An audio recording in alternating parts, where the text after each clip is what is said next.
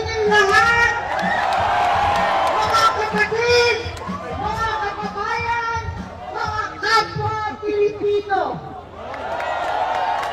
Hindi ka kamukabol kasi hindi ko kayang hindi kayo samahan para isigaw sa buong mundo, we are one!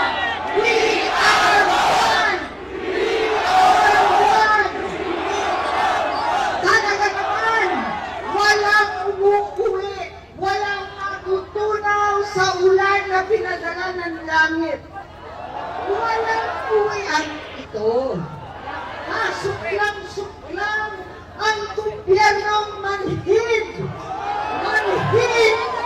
at walang pakialam sa hirap ng ating mga magsasaka at mangingisda, mga sektor na nagpapakain sa atin na halos walang makain, gutom ang mga pamilya.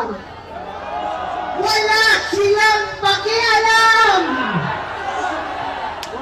Gobyernong tulog, lasing sa kapangyarihan. Sadyang pipiliin pa bumiyahe, makihalubilo sa Canada, sa mga dayuhan sa Amerika, habang ang Pilipino ay nagturusa sa gasolinang hindi abot kaya, pagkain ginintuan, at napakahirap na buhay. Wala silang pakialam. Pagkat itong gobyerno ay pangak! Walang malay! Ang kukunwaring hindi nakikita ang sangbuntong na ebidensya, ang dose-dosenang testigo, ang 18 higit pang mga Marines. Itong baha at flood control na lulunod sa ating lahat. Wala silang pakialam.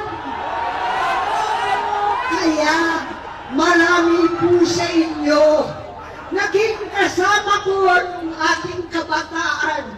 At ang suot natin ay itong t-shirt. Ang sigaw natin noon pa, makialam! Makialam na po tayo!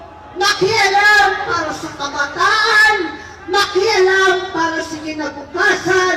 Makialam para maibalik ang katotohanan sa ating lipi. Panahon na maibalik ang katarungan, ang hustisya na hindi pukpot at pinapaluktot ang batas at saligang batas. Katarungan na pantay-pantay sa mahirap at mayaman. Katarungan na walang sino-sino, na walang pinipili na kaalyado o kalaban daw. Katarungan na naiiba ngayon para sa senador at sa mga pinsang buo. Katarungan para sa lahat ng Pilipino. We are one! We are one! We are one! We are one! Mabuhay ang ating mga kapatid! Mabuhay ang Pilipino! Maraming salamat sa inyo.